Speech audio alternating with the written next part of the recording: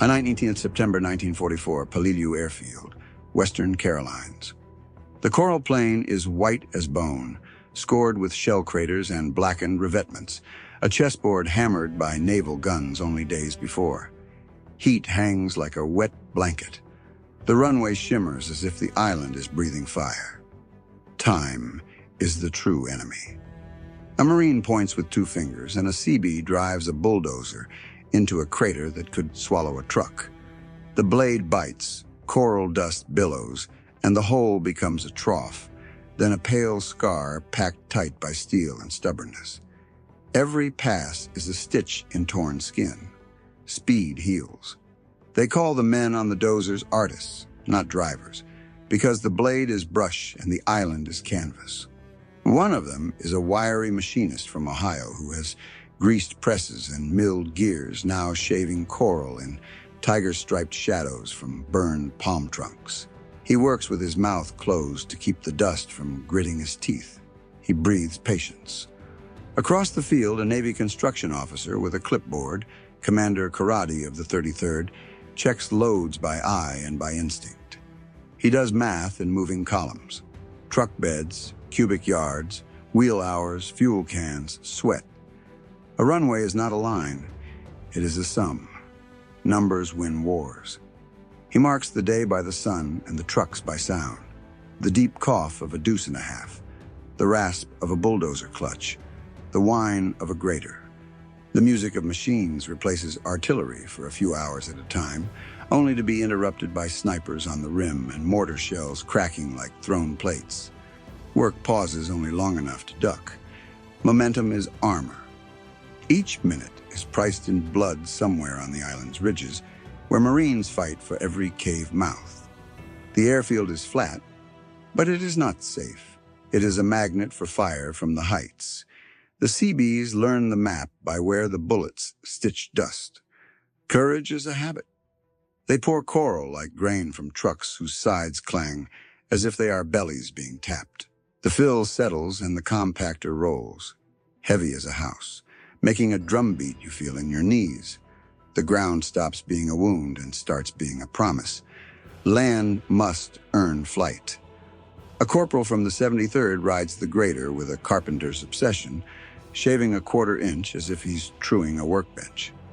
He keeps glancing to a sight line he set with a string, a stake, a prayer. Fine cuts now prevent broken wheels later. Precision buys tomorrow. 3 days look short on paper and infinite under this sun. 3 sunsets mean 3 complete revolutions of the island's tiny weather, each evening bringing a brief breeze that tastes like salt and iron. The men drink warm water that smells like hoses and keep going. Thirst teaches rhythm. No one here calls it Marsden matting. It's simply PSP, pierced steel planking, and it rings like a gong when dropped. The planks slide off stakes into staggered rows, holes aligned, shuttled and bolted into a silver skin. A runway is a quilt. Lace it tight. The Seabees know coral behaves like sugar when crushed fine, sweet to compact, treacherous in rain. They chase grades with the roller because the tropical sky is a liar and a squall can kill a day. The first 200 feet must be truer than the last 2,000. Starts decide everything. Men from CBD 1054 bring up another load off the reef in their stubby, self-propelled pontoons, each flat-nosed boat like a Lego brick with an engine. They nose into the surf where normal hulls would grind, because these are barges born to be abused. Ugly saves lives. On D+3, the causeway sections are pinned together like a toy bridge across black coral teeth. An LST kisses the far end and opens its mouth, and the island inhales tents, fuel drums, radio crates, spare parts, and miracles. Logistics is oxygen. How many yards of fill? Think in kitchen sinks, 5 cubic feet per load, 24 loads per hour, 12 hours of light, 3 main lanes of trucks. In one day, the airfield drinks enough coral to bury a small house. The runway is hunger made measurable. The sun beats down, a soft hammer that never lifts, and men wrap heads in rags to keep sweat from stinging eyes.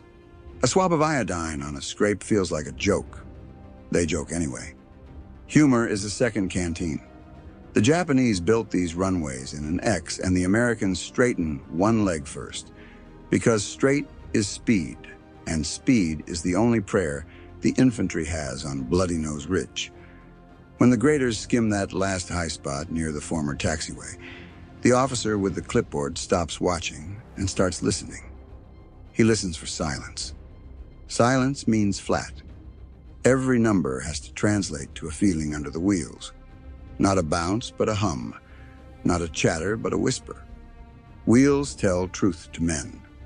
The ear is a level. By noon of the second day, a Marine pilot in a Jeep walks the first 1,000 feet and swings an arm as if he's on a deck. He measures with eyes that crave lift. He says nothing. Pilots don't jinx the wind.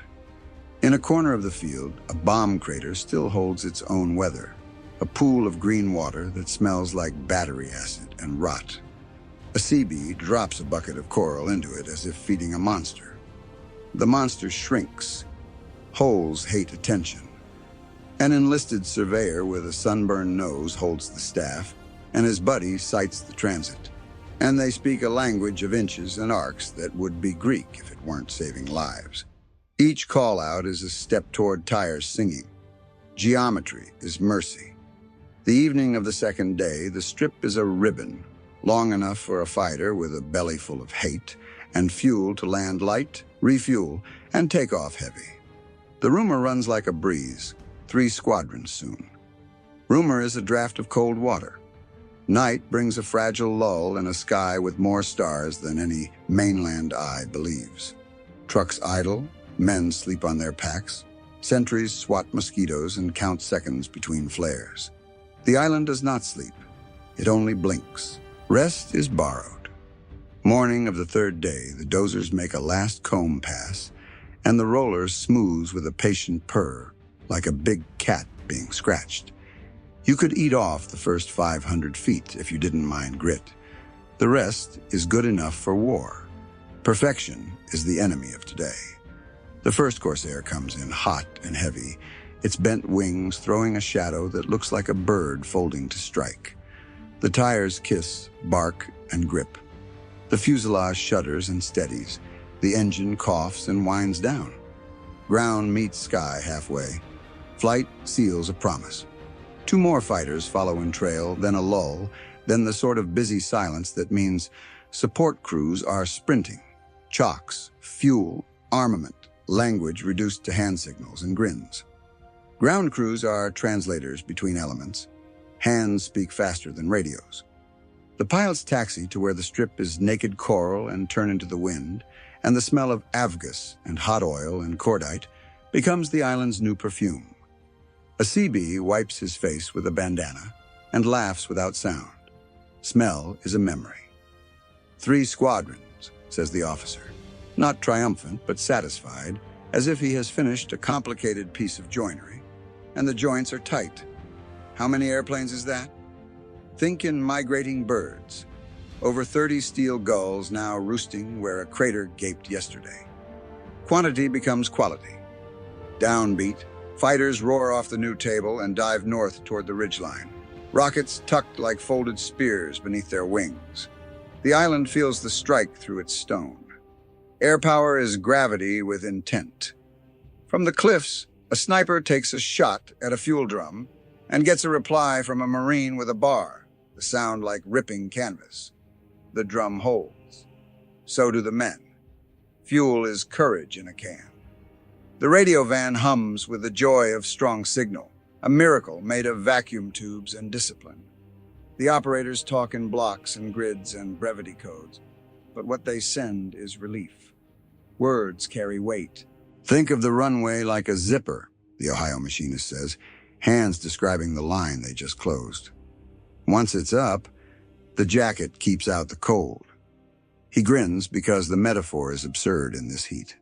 The meaning is not. By late afternoon, the strip is no longer a project. It is a habit. Aircraft land, turn, feed, arm, take off. Trucks cycle like heartbeats. The roller hums the way men hum when the job is good. Everything pulses. Rhythm beats fear. A Marine lieutenant with dust on his ears squats next to a Seabee and asks, "How long does it take to build something like this back home?" The Seabee shrugs and sips water. "Longer," he says. War is a terrible accelerator. In the shade of a perforated planking stack, a corpsman tapes a Seabee's knuckles where a bolt bit deep. The tape is white and neat. The hand is brown and shaking. "Don't squeeze the wrench like it's trying to run," the corpsman says. Grip is a kind of wisdom. A truck loses a clutch in the middle of the traffic flow, and for a minute everything jams and curses fly. Two men peel off, fix it in the dust faster than the manual believes possible. Speed loves teamwork. Even now, in the aviation gasoline stink and the thunder of departures, the men hear a sound that does not belong. Short, dry, stone-on-stone pings from a cave mouth. They mark it on a mental map and tell the MPs later. Survival is cartography. When the first strike rolls in on the ridge, the island itself reacts. Heat, sound, and then a pause that feels like a held breath. The fighters have names and teeth. Lift gives bite. That night, someone strings Christmas lights inside a squad tent. A silly, beautiful loop of bulbs powered by a generator salvaged from a wrecked tractor. The glow is the color of relief. Light is a vote for tomorrow. A Seabee writes a postcard and leaves the date blank because the days blur when you measure them in yards of coral and gallons of fuel. He tries to explain what it feels like to turn a bombed-out flat into an instrument of rescue. Words pant to keep up. He settles on a single line. "We built a runway in 3 sunsets." He doesn't add the math. 6,000 feet is 20 blue whales head to tail, or the length of 60 boxcars strung straight. The image is enough. Pictures carry truth. The smell of hot brakes and wet canvas mixes with the carved rock scent of coral. Men move more slowly than they did yesterday. Success brings a kind of fatigue that isn't sleep and isn't surrender. It's the human body's thank you. Tired means done right. At the far edge, a CB checks a seam in the PSP where the bolts have worked loose, and he tightens them with a spanner that belonged to his father. He mutters the names of wrenches like prayers. Tools are family. A Marine pilot, helmet under one arm, asks the Ohio machinist if the strip will hold in rain. "If it doesn't, we'll make it," he says without looking up. Confidence is a renewable resource. On the 4th morning, there is no ceremony. There is only the quiet triumph of routine. Land, turn, fuel, load, launch, repeat. 3 squadrons have become a fact as ordinary as sunrise. Routine is victory. Not far away, a CB officer adds a new line to a sketch map. Bomber base begins here. He draws a rectangle where tents will melt into hangars and fuel bladders will become drums and then pipelines. The rectangle is wider than his thumb. Futures are drawn first. He knows what 7 days can do. 7 days can convert a fighter strip into a bomber field, longer and stronger, heavy wings stretching their legs. He measures Earth in feet and fighters in tons. Mass follows momentum. A rifle crack from the tree line reminds everyone that the island has not given up its bones. Work continues without drama. One more pass, one more bolt, one more truckload like lifting water with a spoon. Persistence defeats geometry. The Seabees have a superstition about the first plane of the day. If it lands smooth, the day will be smooth. If it bounces, expect trouble. The first Corsair kisses and hums. Omens matter. A Marine with a field phone runs the line along the runway's edge like a fisherman paying out net. The wire makes a faint snake in the dust. Communication is a lifeline. By noon, the temperature climbs into numbers a cook would respect, and the men slow their movements to keep their minds sharp. Heat kills judgment first. Pace saves lives. In the quiet space between sorties, the runway looks like a steel river poured through coral banks. The men take pride in the shimmer. Beauty survives. A sudden squall crosses the airfield with the sulk of a spoiled child, spitting fat drops that turn dust to paste, and then, just as quickly, reel away. The PSP holds. The coral compaction works. The tires dig and go. Proof is not a report, it's a landing. Somewhere above the ridges, rockets bloom white, and the island remembers every night since men came with weapons. The fighters' shadows flicker over palm stumps. Fear hates daylight. Commanders talk about tempo, but the men here feel it in their backs and hands. How the runway allows sortie rates that turn hours into pressure points on enemy choices. When aircraft numbers grow, enemy options shrink. Time is a lever. In a tent with a floor made of pallets, a Seabees scribbles on a chalkboard. 3 squadrons, X6 sorties, X bombs per sortie. He does not finish the equation. He just circles the word sorties. Repetition is power. A Marine sergeant walks the line with a can of white paint and marks the edges like a small-town road crew. He hums a song about trains. Lines guide courage. An ordnance man tries to explain the joys of a clean fused thread to a younger sailor and laughs at himself. Joy in tiny perfection feels sinful in a place built for destruction. Pride is not the same as gloating. Craft is a conscience. Dusk comes with a violet light that makes the coral glow like moth wings. The runway is a ribbon laid on the throat of the island, and every takeoff is a tightening. Metaphors help men bear reality. An officer in a chair that sinks into the sand reads off the day's accident report.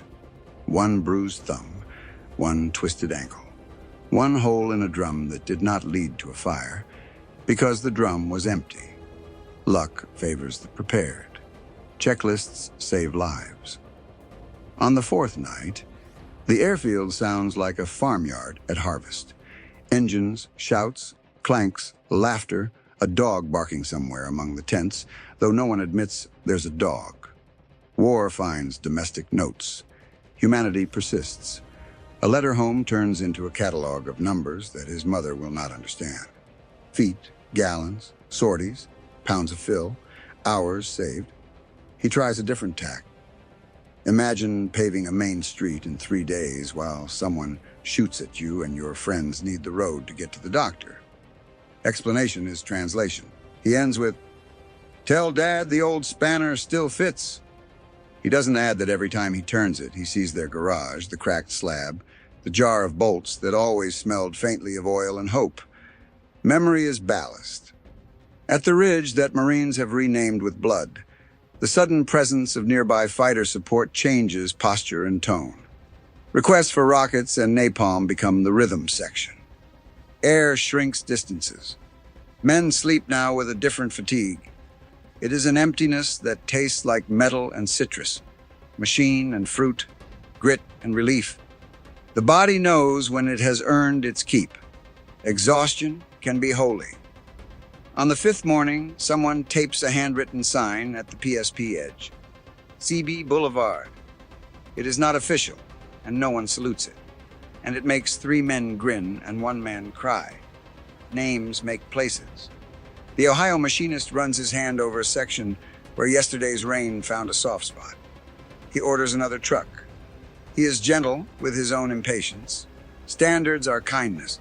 A Marine pilot brings his Corsair in long and leaves a neat black line of rubber like a signature. The Seabees cheer as if a famous ball player has left his autograph on the town gym floor. Celebration is allowed. The officer with the clipboard adds a check mark to a page that will be stained and folded into a pocket Bible by winter. He does not keep the paper for history. He keeps it to remind himself that 3 sunrises can change a war. He gestures toward the north, where the ridges cut the sky like broken teeth. "They'll still bleed us there," he says to no one. "But they'll bleed faster now."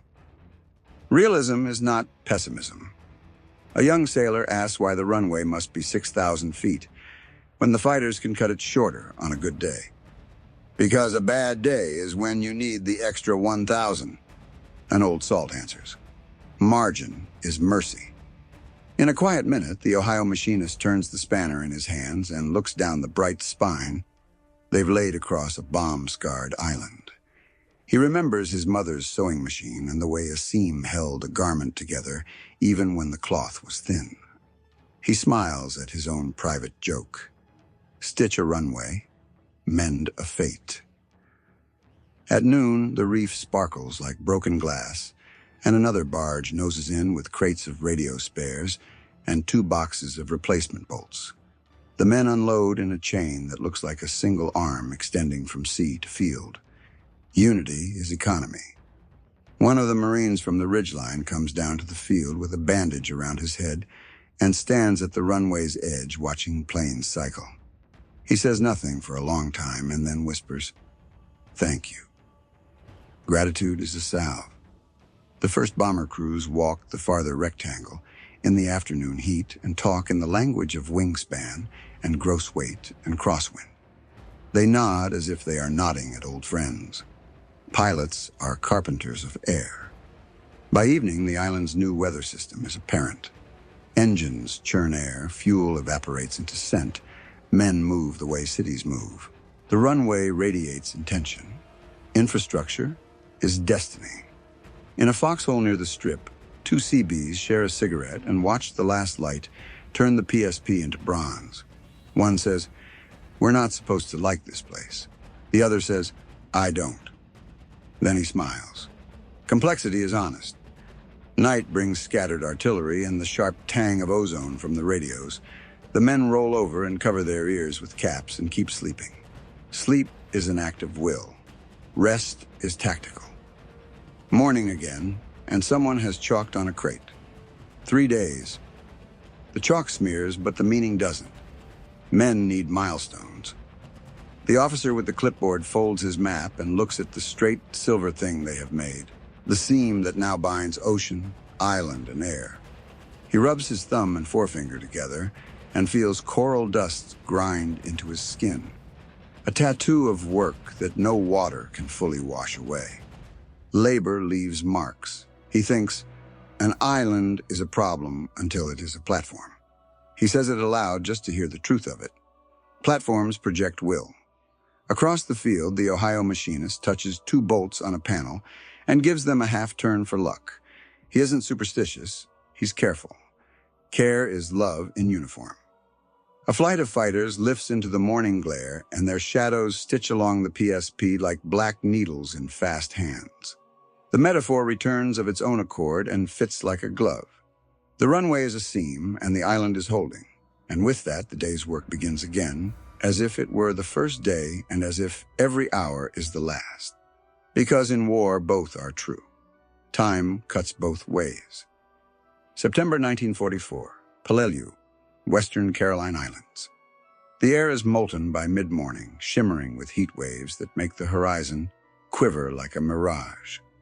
Marines still fight tooth and nail for ridges north of the airfield.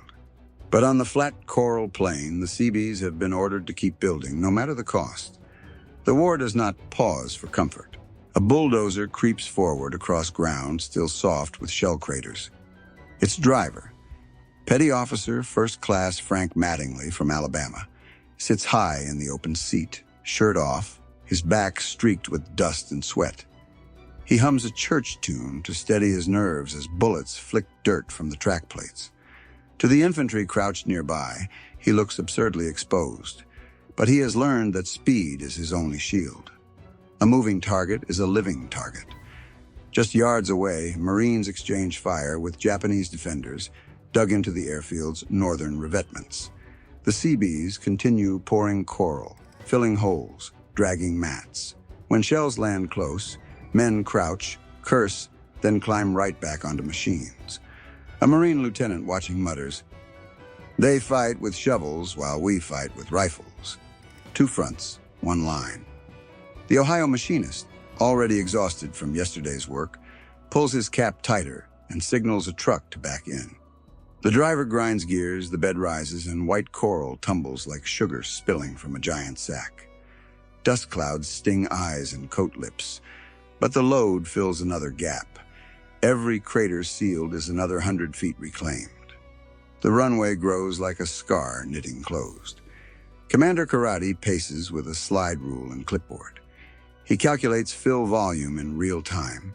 3 trucks per minute, 12 cubic yards each, 24 runs per hour.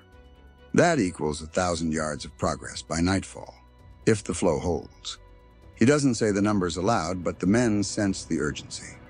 Math is the quiet drumbeat beneath the chaos.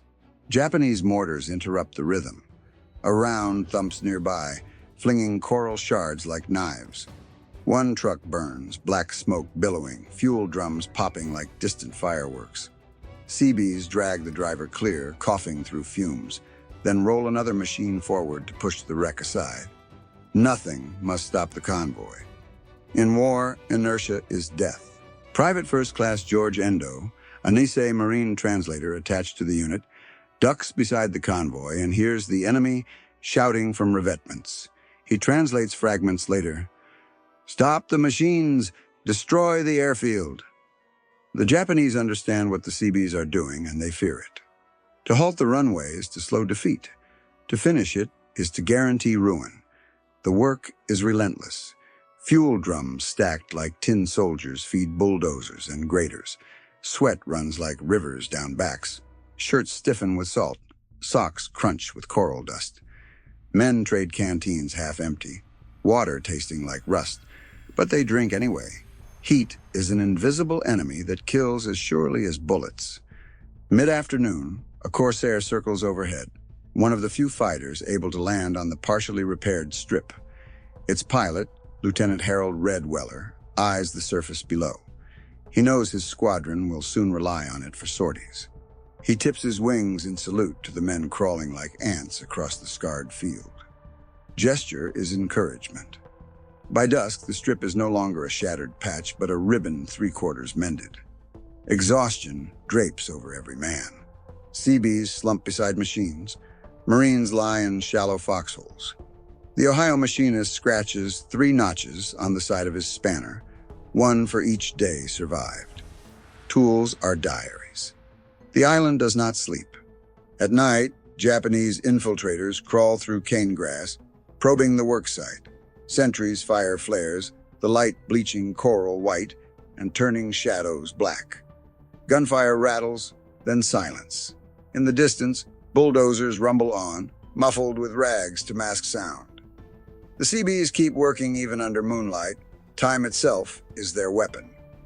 By the dawn of 21st September, 48 hours after Marines first stepped onto the runway, the airstrip already gleams like a silver scar under the rising sun. 3 days is the promise, and they are nearly there. The Seabees have given the infantry not just a landing ground, but hope that soon air power will fly from their own blood-soaked island. Momentum is salvation. September 1944, Peleliu Airfield.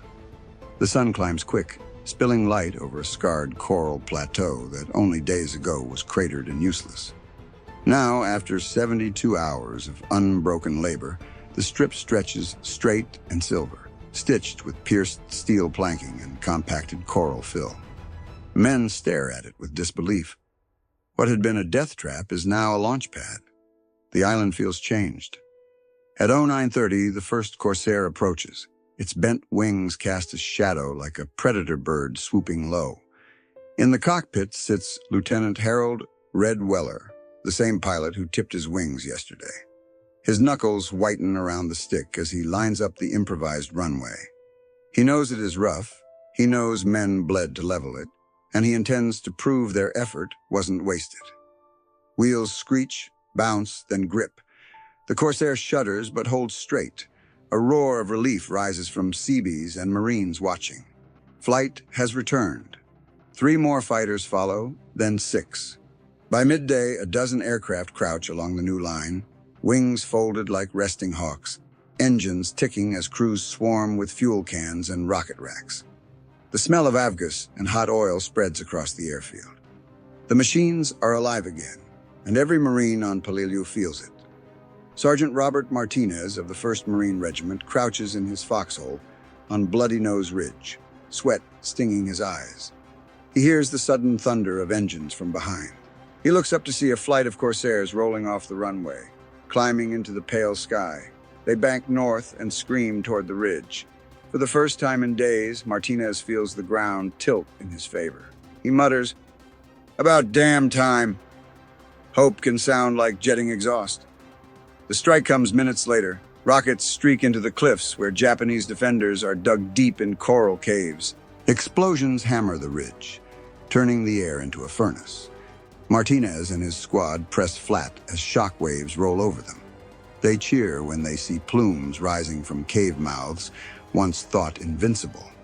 The message is clear. The ridge is no longer untouchable.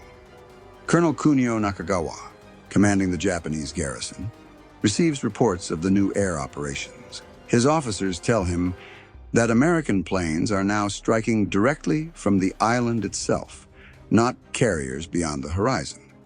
He understands instantly the implication. There is no pause, no distance, no delay. The enemy's claws are permanent. His diary later notes a single line. They have made the airfield their spear. A metaphor as sharp as truth. On the runway, Seabees double as ground crew, fueling and arming fighters between sorties. They roll barrels by hand, pump fuel with aching shoulders, and load rockets in silence. Their machines had carved the strip. Now their muscles keep it breathing. Work is worship. An ordnance man, Petty Officer Charlie Drew, remembers one Marine asking if he ever feared the planes might not make it back. Drew grins through grease-stained teeth and says, "Not if we load 'em right." Confidence becomes ritual. Through the afternoon, the tempo builds. Fighters cycle constantly. Land, refuel, rearm, take off again. Each sortie lasts minutes, but each impact echoes for hours. Marines pinned on the ridges now have a hammer overhead. They call in targets by radio, sometimes by hand signals, to pilots circling low. Air and ground fuse into a single rhythm. Coordination is survival. Japanese defenders adapt quickly, firing machine guns at the incoming planes. Some Corsairs take hits, limping back, trailing smoke, but the runway is long enough to catch them. Seabees cheer every battered aircraft that makes it down, patching holes with tape and tools so they can fly again. Nothing stays idle. Resilience is repair. In the villages beyond the airfield, Peleliu's civilians, few, mostly laborers forced by the Japanese, watch from hiding as the battle shifts. To them, the sudden permanence of American planes feels like a storm settling overhead. They whisper of it as iron birds that do not leave. Presence itself is power. By evening, the strip runs at full tilt. Planes launch in pairs, sometimes fours, each pass chewing deeper into Japanese defenses. Pilots return with eyes rimmed red from heat and dust, but they keep climbing back in. Lieutenant Weller writes in his log, "The strip holds. The Seabees gave us wings." Gratitude turns into doctrine. On Bloody Nose Ridge, Sergeant Martinez watches another strike and shakes his head in disbelief. He has fought on foot for every yard, bleeding men for inches. Now, with the runway alive, he sees yards gained in minutes. He says quietly, "They built us a shortcut through hell." The phrase spreads among his platoon. Aphorisms become morale.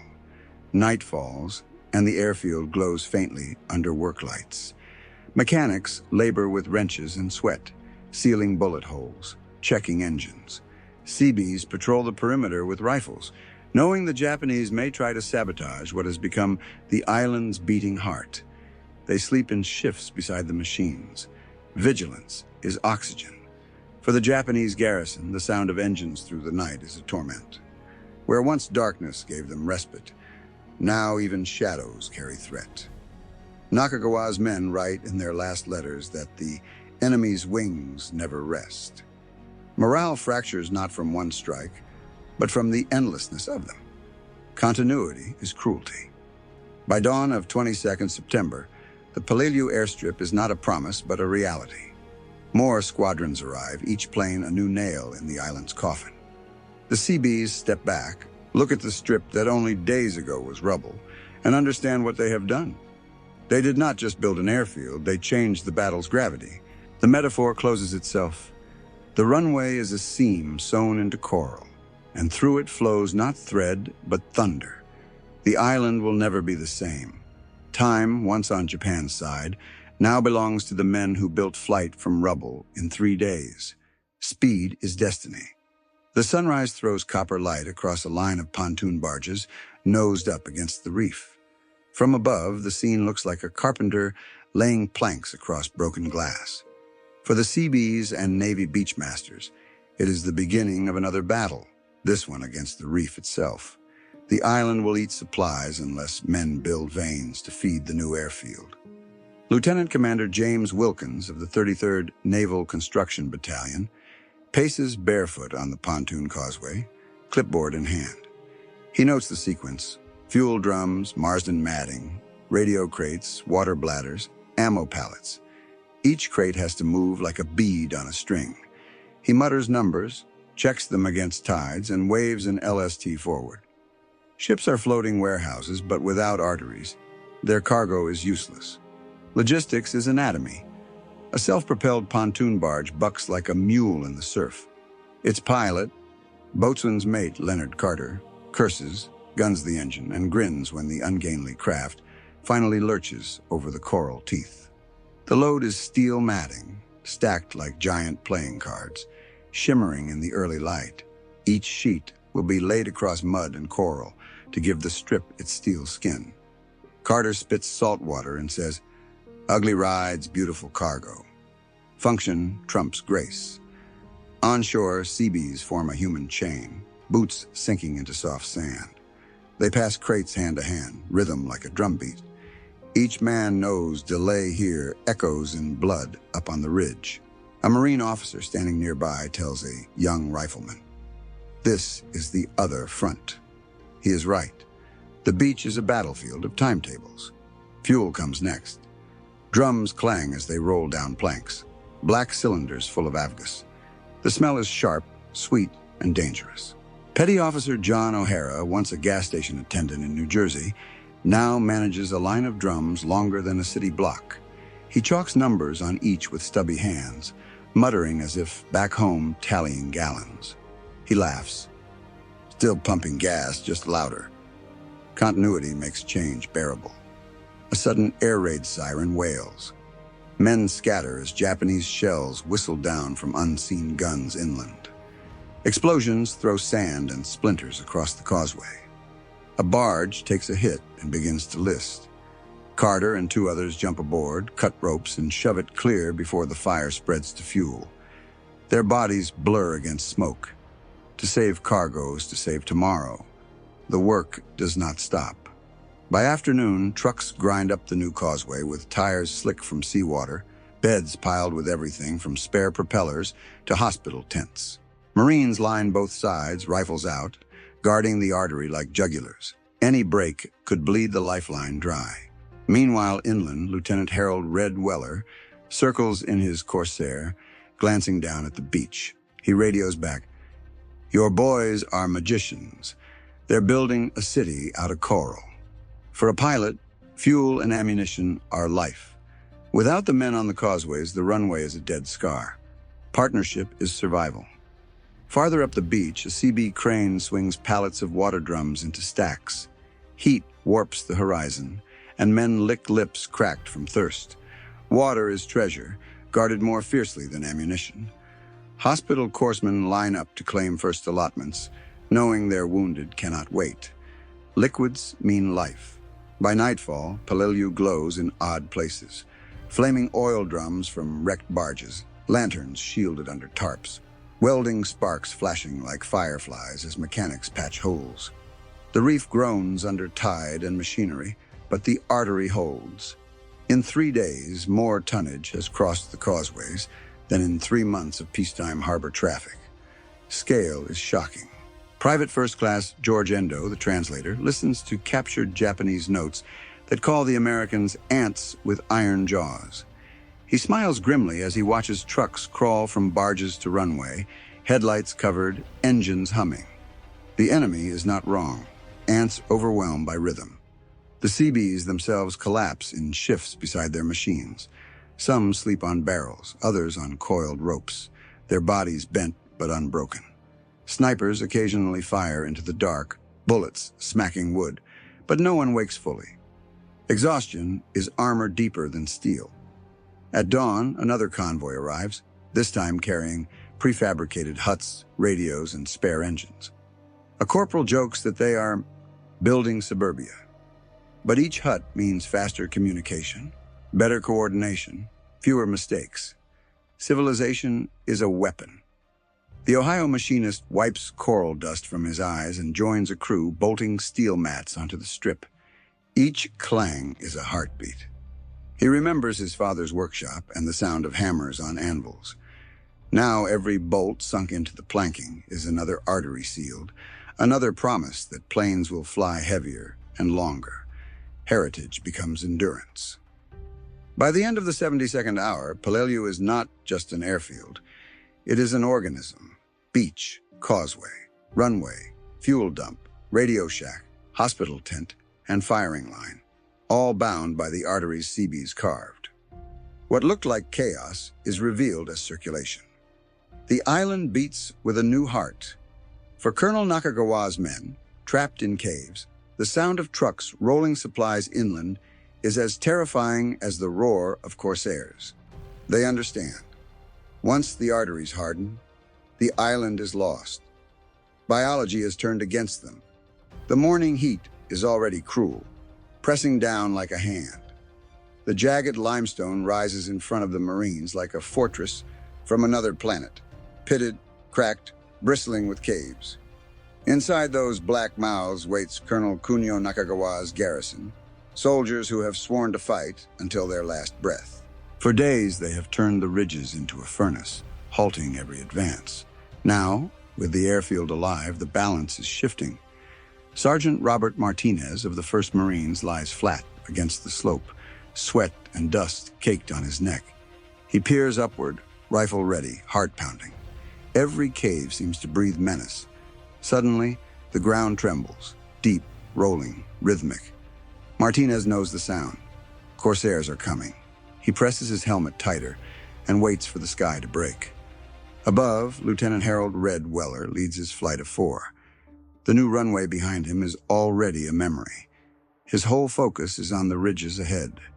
He sees smoke drifting from cracks in the limestone, faint flashes of muzzle fire. His radio crackles with coordinates from a Marine forward observer pinned against the rocks. Weller banks, lines up, and dives. The rockets leap from his wings like spears hurled by a giant. They streak into the cliffs, explosions booming in echoes that roll across the island. Shards of limestone blast outward, dust clouds billow, and the caves vanish into smoke.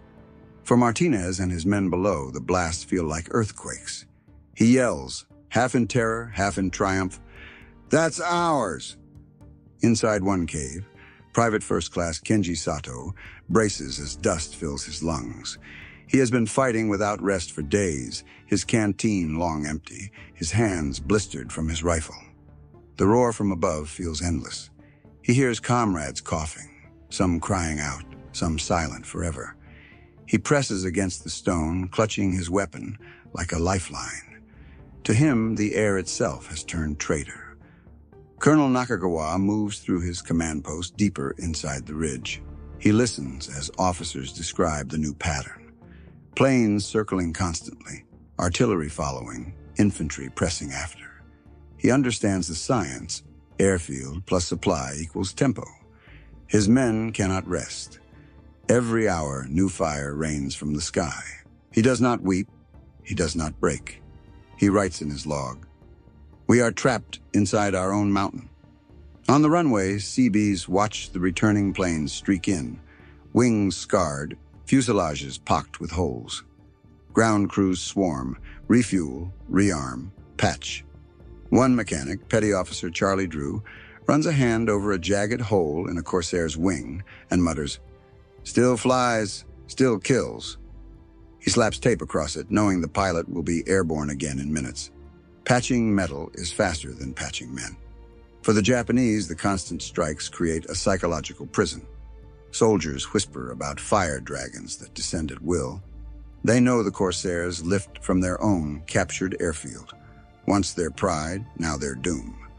The irony cuts deeper than shrapnel. Places betray their makers. Martinez and his squad advance after one such strike, rifles up, grenades ready. They enter a cave mouth, still choked with dust. Inside, the heat is suffocating. The smell of burning flesh and cordite overwhelming. They fight in shadows, step by step, clearing inches. Without the airfield, this would take weeks. With it, hours. Time bends to momentum. Endo, the Nisei translator, joins them later to interrogate prisoners dragged from collapsed caves. Few surrender. Most fight to the end. One prisoner, bleeding from his arm, mutters bitterly that the Americans have the island itself fighting for them. Endo translates quietly, his face unreadable. Even enemies understand metaphors. On Peleliu's beaches, Marines can now see the rhythm.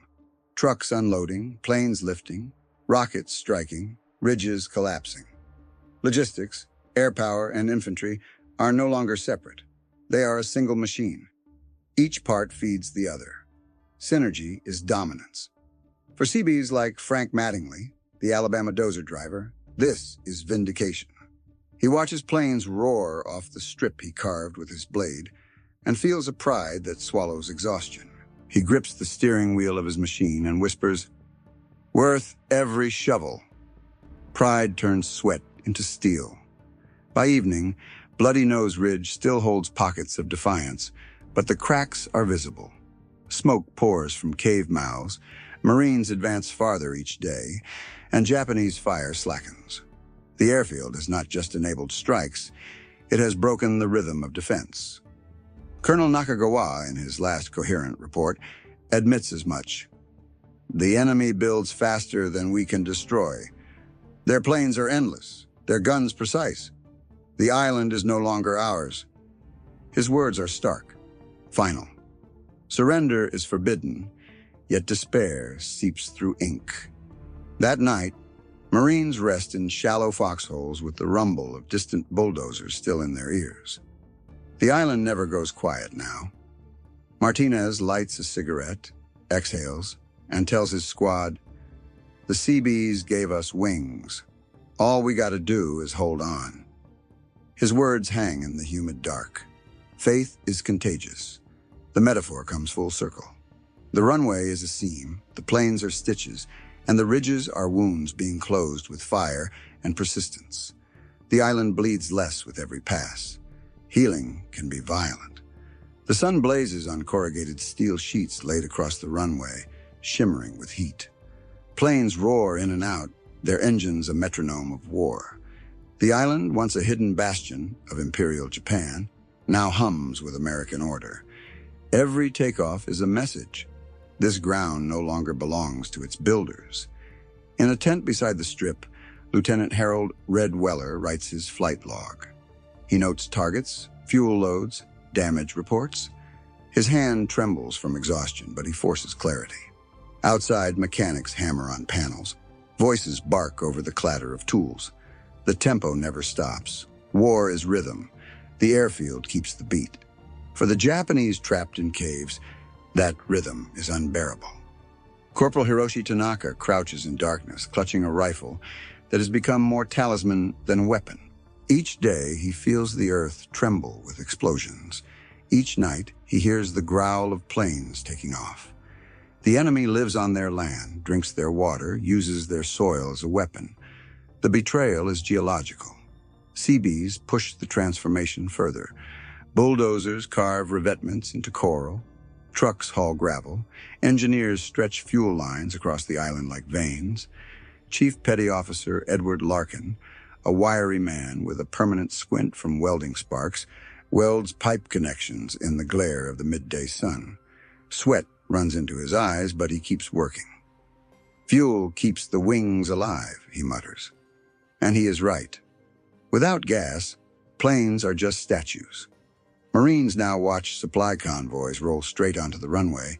Each crate, each barrel is consumed within hours. They joke grimly that Peleliu eats more than any regiment.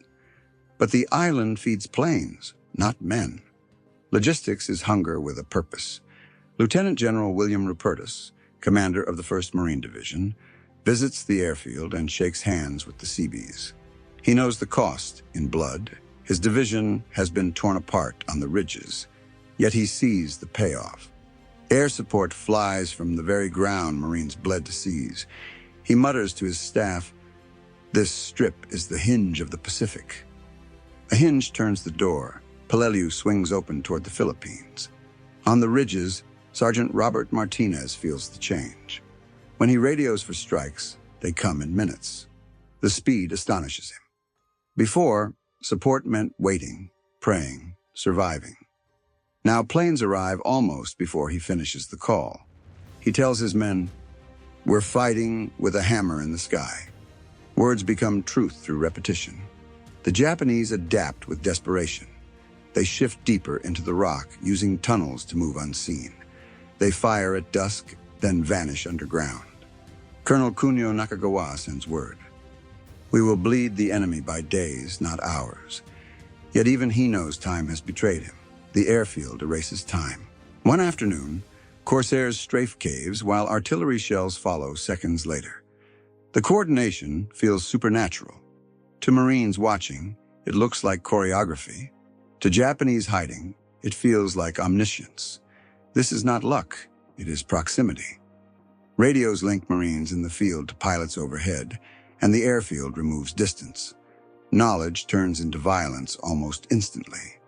In the hospital tents, wounded Marines lie listening to the endless engines. For some, it is a comfort, proof they are not forgotten. For others, it is torment, reminding them battles continue without them.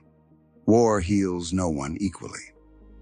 Private First Class Kenji Sato, still alive in his cave, writes his final note in a battered notebook. He describes the roar of planes as the breath of demons living in our soil. He cannot understand how a strip of earth could betray them so completely.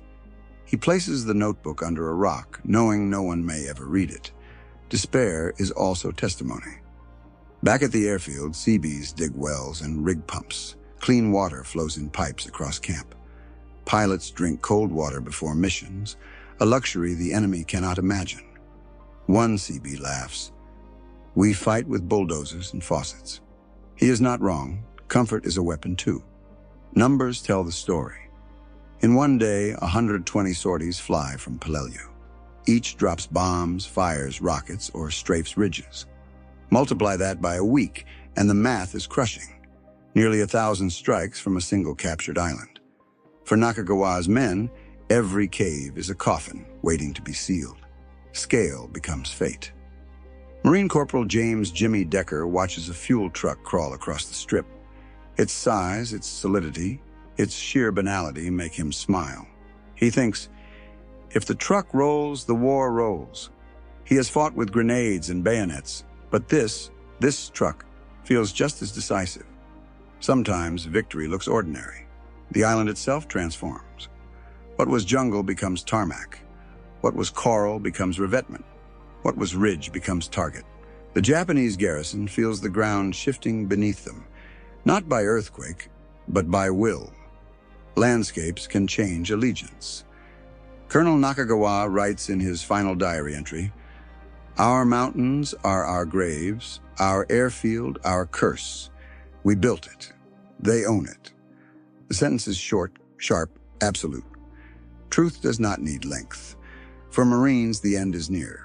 For Japanese, the end has already arrived, though they still breathe. The airfield decides who can imagine tomorrow. Power is the right to expect dawn. The sun over the Pacific shimmered against sheets of corrugated metal as Seabees hammered down the last planks of a makeshift supply depot beside the strip. The field they had carved from coral in 3 sleepless days was no longer just a runway. It was the beating heart of the island, a place where ships, trucks, and men converged in a ballet of logistics. The Seabees had built more than a landing field. They had built momentum. Speed became strategy. A few hundred yards of compacted coral had turned into America's newest weapon. Every day, the new runway absorbed a living tide. C-47 transport planes taxied in, their bellies stuffed with crates of ammunition, cans of gasoline, and drums of oil. To the Seabees, each touchdown was proof of purpose. The strip worked. Each takeoff carried supplies outward. to Marines pushing deeper inland, to garrisons on neighboring islets, to reconnaissance crews mapping Japan's next targets. One pilot later called it a moving bridge in the sky, a bridge hammered together not by engineers in clean factories, but by men in mud-soaked dungarees. For Japanese defenders, the site was a nightmare. The island they had once believed secure was now a launch pad for wave after wave of American air power. Within days, Hellcats and Avengers began rolling down the strip, their wheels spitting coral dust, their engines shaking the palm trees. To Japanese soldiers crouched in dugouts, the roar overhead was more than noise, it was certainty. Every hour the runway existed, their margin for survival shrank. The math was simple. 3 days of building had canceled years of planning. Among the men who felt this most was Petty Officer, 2nd Class Albert Red Dawson, a wiry Seabee from Kansas. He had spent the final night of construction hauling steel matting under enemy artillery fire, his shoulders blistered from the heat of the plates. Weeks later, he stood at the edge of the same runway and watched an entire squadron of bombers rise into the dawn. "That's why we didn't quit," he muttered. In his notebook, he wrote just 4 words. "Runway means we live." His words became a motto passed around the battalion. The effect rippled beyond the island. With the strip functional, commanders could accelerate the Philippines campaign by weeks. Air reconnaissance leapt forward, mapping Japanese convoys before they reached resupply points. Fighters now escorted bombers deep into contested seas, strangling Japanese shipping. Each sortie launched from the Seabees Strip meant fewer supplies for enemy garrisons, fewer reinforcements for Japanese defenders, fewer chances to regroup. The runway didn't just shorten distances, it shortened the war. Infrastructure became offense. In nearby villages, native islanders watched the transformation with a mixture of awe and disbelief. Days earlier, the skies had been filled with Japanese patrol planes. Now they saw endless flights of American aircraft rising like flocks of steel birds. Children counted the planes out loud, losing track after 20 or 30. To them, the airstrip was magic, an altar where machines touched Earth before leaping back into the heavens. Local elders later described it as the day the wind changed direction. The metaphor stuck. The runway was a literal shift in power. Even hardened American Marines, who had slogged ashore through surf and gunfire, marveled at the sight. They had fought their way onto beaches with the grim knowledge that reinforcements were days away. Suddenly, from this strip, resupply was measured in hours. Letters, bandages, and spare machine gun barrels landed almost as quickly as they were requested. A corporal summed it up in a single line: "The runway fought beside us." For men used to fighting without guarantees, that reassurance was priceless. But perhaps the most profound shift lay in the Japanese response. Radio intercepts revealed frantic orders: destroy the strip at all costs. Yet despite artillery bombardments, air raids, and night infiltrations, the Seabees and Marines held it. Every attack left craters. Every crater was filled before sunrise. The runway became a metaphor for the American war effort itself. Knocked down, patched up, always ready again by morning. What the Japanese saw as a target, the Americans treated as a promise. That contrast defined the battle's outcome. As weeks turned into months, the strip expanded. What had begun as 5,000 feet of coral matting grew into a complex with taxiways, fuel depots, and repair hangars. Pilots who had once circled nervously over open sea now landed confidently, knowing ground crews were waiting. For Seabees, each added foot of runway was a reminder that their work outlived the firefight. They joked that their coral dust was stronger than cement, and in truth, it was, because it carried the weight of strategy. This was engineering as combat. By the end of 1944, the island had changed hands not just militarily, but symbolically. Japan had lost more than a patch of land. It had lost a hinge of geography. The Seabee runway made the island useful, and usefulness meant permanence. The strip tied the island to the vast supply lines of the United States, turning it from a remote outpost into a forward fortress. A single construction project had rewritten the island's destiny. The metaphor the men used was simple. A runway is a spear. Each plank laid, each barrel rolled, each nail hammered, was a sharpened edge thrust deeper into enemy territory.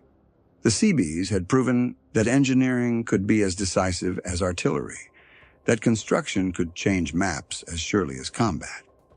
And in their 72-hour miracle, they had shown that speed itself was a weapon.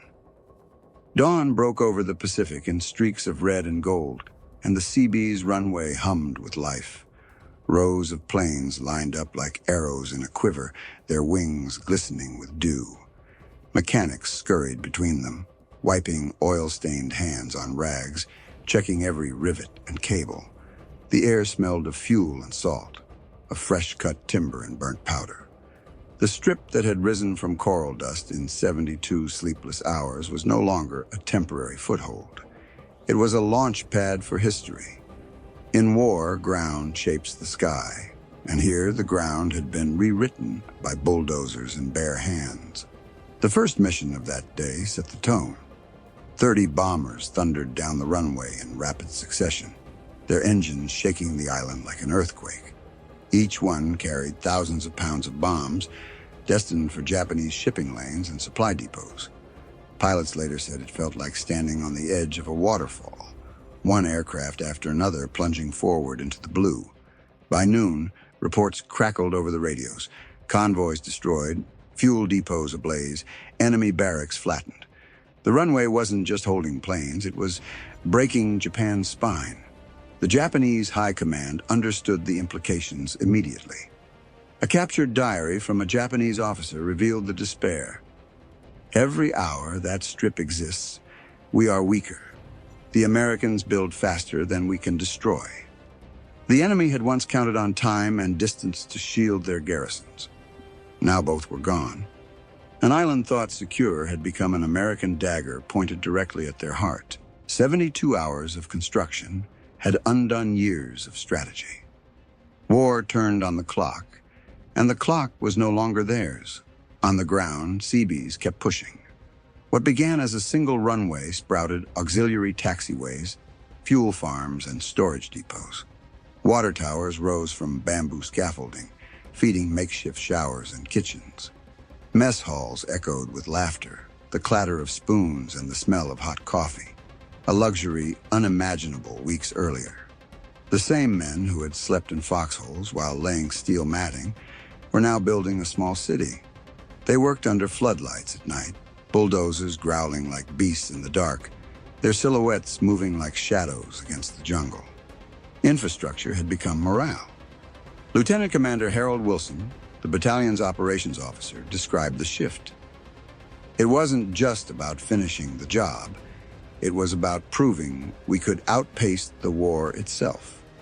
He carried a notebook filled with sketches, expanded airstrips, fortified bunkers, makeshift repair shops. His men teased him, calling it his dream book, but every sketch became reality. Each new addition to the base meant fewer delays, more sorties, and stronger supply lines. Wilson summed it up with a single phrase: build fast, fight faster.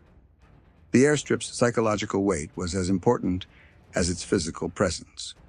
Marines at the front knew that every time they radioed for air support, help was only minutes away. Japanese troops, on the other hand, knew the reverse, that American planes would arrive before they could regroup. One Marine sergeant later said, "The runway fought for us, even when we couldn't see it." For men trapped in foxholes, that belief was as powerful as any weapon. The Seabees had not just built a strip, they had built confidence. By early 1945, the runway was sending out strikes that crippled Japanese positions across hundreds of miles. Convoys bringing reinforcements were shredded before they reached shore. Ammunition dumps vanished in explosions visible from miles away. Villages under occupation watched in disbelief as the once untouchable enemy faltered. To them, the thunder of American planes overhead was the sound of tides turning. Each sortie traced a line from coral dust to liberation. The math told the story best. 3 days of labor by 1,500 men had produced a base capable of launching hundreds of sorties a week. Each sortie destroyed supplies that had taken the Japanese months to transport. The ratio was brutal. Hours of work were erasing years of enemy preparation. A Seabee corporal scrawled it in chalk on a mess hall wall. 72 hours, Japan's defeat. Crude, but true. And yet, for all the noise and fury, there were quiet moments, too. At night, after the last plane landed, the runway lay silent under the stars. Seabees stretched out on sandbags, listening to the surf. Some wrote letters home, their pencils scratching over paper lit by lantern glow. Others simply sat in silence, staring at the strip they had built. To them, it wasn't just coral and steel, it was proof. Proof that ordinary men with shovels and bulldozers could tilt the balance of the largest war in history. The runway had become a monument, not of stone, but of sweat. In the end, the island itself was less important than what it represented. It showed that America could not only win battles, but also reshape the battlefield. It proved that time could be weaponized, that speed and engineering could rival firepower and fleets. Japan didn't just lose an island in those 72 hours, it lost the illusion that it could hold the Pacific. The Seabees had shattered that illusion with bulldozers and grit. The runway was the final word. In this war, what could be built faster would decide what could be destroyed.